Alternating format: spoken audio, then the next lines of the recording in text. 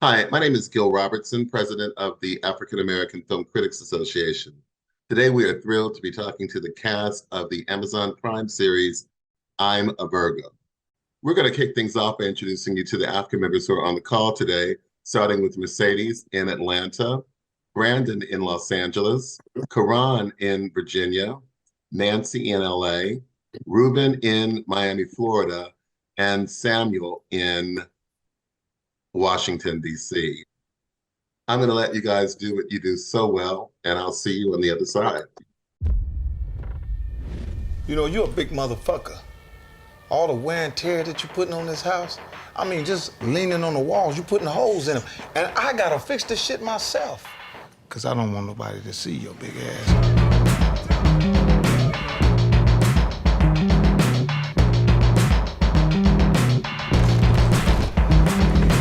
The world is not ready yet. I have to get out of here.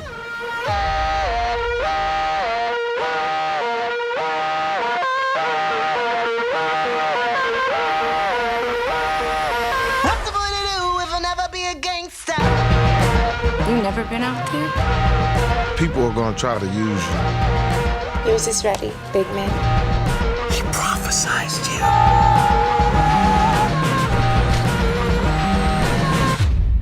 Well, I'm a Virgo. And Virgos love adventure. Black mama, never moved to. Hi, my name is Mercedes Springer. I'm with She Critiques in Atlanta, Georgia. So my question is for the cast. We can start with Jarrell, and I guess before we run out of time, try to get everyone. But when you first got this script and you saw what Boots's idea was, did you get a clear understanding of what exactly came across your desk? Because even watching the first couple episodes, I'm like, what are we doing here? So how clear was the vision, or when did you actually get clarity on what you were making? Yeah, it's definitely a wild ride. The first time I got wind of it, Boots personally emailed me, and the title of it said 13-foot tall black man in Oakland. So immediately I'm like, I'm sure like anybody would just be absolutely curious. And I got to sit down a week later with him, and he painted his whole vision, and I got to hear it from his brain and kind of see exactly what he was going for. So immediately I understood what he was trying to do. Did you get to see all 7 episodes? I saw 4. So 4, yeah. So I think by the time the 7th episode comes around, a lot of it will start to piece together and make sense. But Boots is very good at tackling a lot of different issues almost in kind of one moment. And so just like Sorry to Bother You, I think that's what made that film so beautiful. So I think this is like Sorry to Bother You on steroids. And so it could be a lot to take in, but it's one of those shows where if you watch it twice over, 3 times over, you'll continue to find new things and new elements that make it special. Brandon Collins and Media and Popcorn Podcast. My question is also for any cast members that are open to answering this. What were the most challenging aspects of working on a project that has so much going on thematically and visually? Oh, I think everyone in the cast can agree that pretty much every part was very challenging. It was all it was almost like mental gymnastics. While one side of our brain was trying to remember the dialogue and our choices and how to keep the chemistry, the other side of our brain is trying to focus on our eye lines. None of us got to really look at each other during the scenes. We were looking at X marks or certain things that would cue where the eyes are. So the 2 parts of the brain are trying to churn and work. So we had to just trust each other and connect. Yeah, I think I working the first time with that 13-foot puppet of you, Jarrell, was like, oh, this is what we're doing. Okay, this is new. I wasn't like prepared as an actor to work like that. So I had to really learn on my feet how to find emotion when you're not really working with the actors a lot of the time. You've got like earpieces to hear them who are on another set like 100 feet away. It's like a lot of things like that were brand new challenges. But it just made me excited to get to set every day because I just knew that it was going to be new and fresh. Yeah. Totally. I also feel like that particular challenge just really kind of awakened the inner child. I mean, you're imagining, how Jerome might be responding, but in actuality, it's really like your wild imagination sort of just it's play. I think Boots put us in a world where we were playing, you know? Yeah. And also, I would say Boots kind of created a culture with us all where the chemistry off camera and just how well we got to know each other. It's like, when I felt nervous about the technical challenges, I would just lean on the fact that it's like, okay, I could probably imagine Jarrell's face with how he's saying this right now. And I know certain things I say, he knows exactly what face I'm making when I say Yeah. like I was very thankful to the cast for being open enough to like really get to know each other and like welcome each other in, because I feel like it kind of did some of my heavy lifting with some of the technical things. Hello, this is Karan with Karanism.com and Karanism Show. This was visually stunning. It was just really, I got sucked into the entire world of I'm a Virgo. I want to give this to Carmen and then to Jarrell. Specifically, there's some very real themes. There's a lot of comedy woven into it, but the very real thing about the adults, the parents trying to protect the child from the world and dealing with his isolation and his angst. Can you speak to, in real life, striking a balance between wanting to protect your child and also acknowledging the fact that they are growing up, even if they're 13 feet tall, they're still growing up and need to get out into the world? Yeah, for sure. I mean, it's funny because, like, well, whose angst is it first? Is it the kid's angst that you're then trying to sort of manage, or is it the parent's angst that then becomes the child's like neurosis? And I think as a parent, I can definitely speak to that. That like in trying to sort of like nurture and prepare them for being their full selves and creative and joyous and hopeful and all of those things, that you also have to kind of cut it with like reality and a sense of like the things to be fearful of. And that's very much the challenge that La Francine has to sort of navigate. And it's very authentic in that sense. Like I think most parents, even if they're not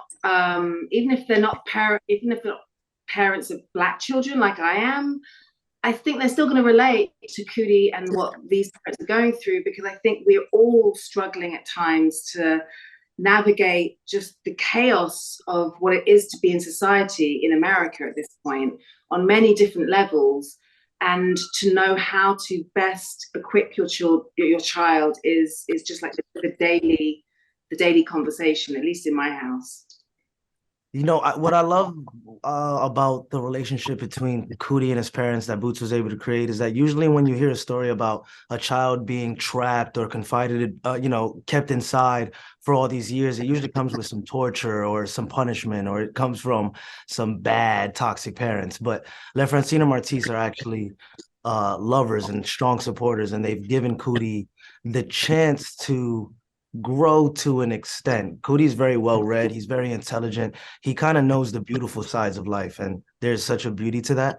But of course, the negative side comes when he's outside and he learns that he's just been lied to. So it was interesting towing the line between the lies that have been fed to me and then the truth that I have to now face and move forward with. So it's interesting. I always wondered if Cootie was grateful for his parents. Did he appreciate being kept inside the whole time because of all the things that he knows and believes in so confidently? Or is he incredibly just heartbroken and devastated? And I think that he falls right kind of in the middle. And I think that was interesting. It's very realistic. And I think so many young adults can relate, especially coming out of the pandemic, being forced to stay in a house and miss so many activities in their school lives. Thank you so much. Brilliant performances. Thank you. Thank you.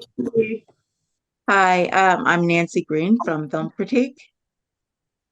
And for me, I was really interested in those themes that I saw of just differences and dealing with differences, especially as Black people, and the kind of ways that there were so many elements trying to control not just Cootie, but other characters as well.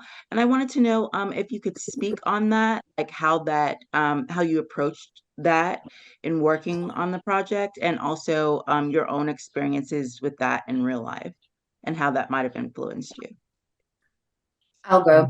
So I think something that Boots created in one of these episodes is one of the greatest kind of backstory origin stories for Flora, and it really kind of takes you into the space of somebody who sees the world in a different way, and how others try to diagnose that and try to fix that in the scope that what they call normal or what they see as regular.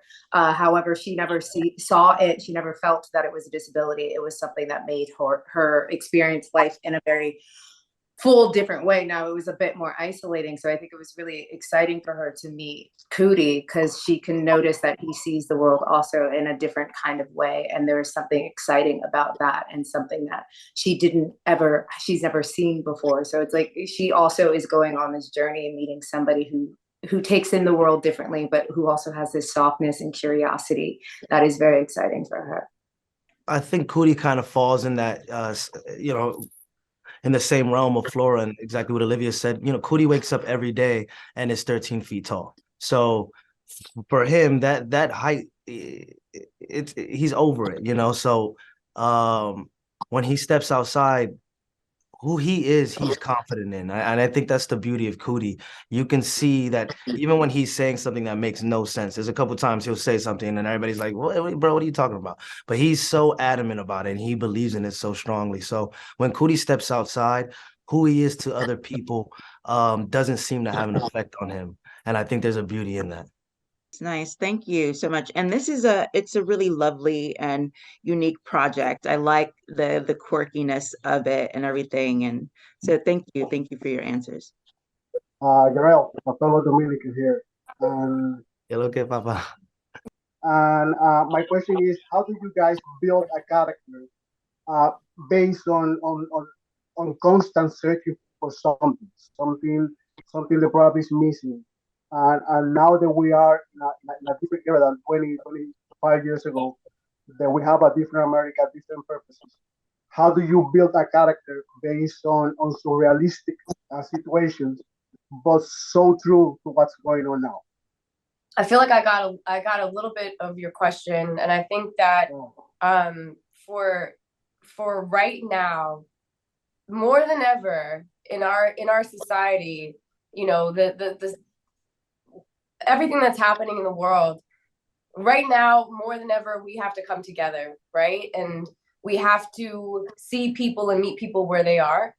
And if we took everybody from a little bit of part of this nation and put them all together in a room and sat and talked, we would probably see there are more similarities than in each other as humans, and many differences, but it's to embrace those differences, right? And so, like, even in the camaraderie between Cootie and friends, it's such a phenomenon to see this giant. Yet, as curious as Cootie is in the world, we're so curious about him and showing him a part of our experiences. Now, I do think what I also heard of your question is Black joy, like deep, deep Black joy. I think the series takes all of that and like pushes it out into the screen. But I think that there is an aspect of it that really feels like a part of the experience of watching this is so that people can really come together and be in a place of love with each other. Yeah, I kind of like how this show like really subverts the expectation. You think giant and there are certain adjectives that come into your head. You think, organizer, and there are certain adjectives that come into your head. You think American, and there is a look and a type that comes into your head. And what I love about this show, I mean, it's even in the title, I'm a Virgo. It's not I'm a giant, right? It's the things about us all that are similar across the board. I mean, the only constant is difference. So we have to be somewhat the same. And so I love this show because there's an expectation of how you're supposed to be or what you're supposed to be like or what you're supposed to mean in terms of general hierarchy of society. And I feel like this show completely flips all of the tropes. You know, we have a giant who's incredibly intelligent. We have parents who's sheltered him, but not for a reason that was bad. You know, we have real things happening and also people flying. So, you know, it's this entire world of non-expectation, and it's the perfect playground, I think, for truth to come to the surface. Yeah, piggybacking on that expectation, it's like, I think for me personally, it took me back to a chapter in my life where meeting people or having new experiences wasn't completely like based around safety, which I feel like is something that you develop coming out of like your teenage years going into like young adulthood. Every like decisions that you make are like, you know, safety driven. And yeah, I think it's important to kind of like use a little bit of that and approach life in a way that's not so safe all the time. My name is Samuel Leggett. I'm with JVS Media and Productions. This question is for Olivia and Carmen as well as Jarrell. The reason why I want to ask you guys this question is because Pootie is in a fantastical world, and he's a Black man in a fantastical world, but he's got friends that accept him. That's a big, that's a big factor in him being able to survive. But the emotional attachments are the biggest thing. One to his mother and the other to his love interest. And my thing with you guys, I wanted to know, what was y'all's process? Because Jarrell is put in a situation where he's not seeing you guys. Like, you guys aren't seeing face to face. So do you guys make time to kind of talk through certain lines, certain approaches to what's going on internally with Cootie, as well as your respective characters and what y'all want to frame? Because I can only imagine how hard it is, one, imagining somebody being there, but it's another thing you want to emotionally convey to somebody, I love you, or you're okay, you're going to have to push through this. Like, those different concepts are what the building blocks of a person is. And I think that both your character, Olivia, as well as Carmen, make up that facet. But then, Jarrell, you have to also ping in with that. So I was curious, did you guys run lines together? Did you guys have to process certain things to get those as well as they were? Do you want me to start? I think, so much of that was Boots, and the group that he not only he curated, but allowed us to kind of have space to create and build trust with each other. I mean, I wouldn't say like we kind of had hour-long rehearsal sessions reading lines together, but creating a relationship outside, an authentic relationship outside of the workspace, as really allowed us to have a very trusting relationship within the workspace. And I mean, yes, I wasn't looking at Jarrell, but Jarrell was always there. So you always like felt his presence there. And I think once we got kind of on the same page about how we felt about each other, or learning new things about each other individually, but also in character, I think it really created, I mean, truly, and I know you all, these are some of the greatest artists I've ever met, and their love for art and nerding out about acting is a lot of the time what Jarrell did. Jarrell and I would do, and just like having love for making and telling stories. So when you have that much passion, like it's really easy to kind of find points of connection, and use your imagination and use your skill sets and use your tools based off, the theater world that we come from, or the acting schools that we go to, or, so I think it was really special, and Boots really held the leadership position, creating that space for all of us. Yeah, I think you're exactly right, Olivia. And I mean, I think you guys had a particularly great opportunity because you just work together so intimately, so often. We have fewer scenes, Jarrell and I, but I think it's on the page as well. I think, Boots writes women as well as he writes men, it turns out, which is not the case, right? And, and so it's kind of great that he was able to already convey so much in the script. And then he was also open to, I think he was open for ideas always. You always felt that you had the space to play or to explore in whatever way you felt was necessary to get to something authentic. And that's just a great place to operate from, because it's not always like that. Yeah, absolutely. It's hard to go after all of that because I agree with everything. But especially Flora for Cootie, what's really cool about Cootie is that almost every scene you see him in, he's doing something for the first time, and it's something new, and he carries this bright-eyed energy to him. And I think when he's with Flora, his eyes get the brightest and everything feels the newest, even if it's just a conversation. The friends were so critical to accept him into the world and kind of teach him how to even be a little socially normal. But then when he meets Flora, all that goes out the window and he kind of goes back to square one, and he makes her feel all these things that he's never felt ever in his life. And maybe he's only seen on TV. So I think it was so cool to like work with Olivia. We had so much fun. I mean, a lot of Laura and Cootie came from Olivia and I just offset having conversations and conversations. And even though, like you said, it wasn't hours worth of rehearsals, I really feel like we had hours of conversation on some, you know. And so building that and fleshing that out was really amazing. Jarrell would make this face. I'm like, oh, there's Cootie. Like, oh, that's cool. Brett, you kind of triggered this question for me because you said playground, and it really does kind of speak to the uniqueness of this project, because we don't get to see a lot of Black actors take on worlds like this and explore characters in this lane. But my question is more so about the miniature set. So I heard that this was filmed on a miniature set. Were you all a part of filming on a miniature set? And if so, anything strange that happened while doing that? Anything unexpected?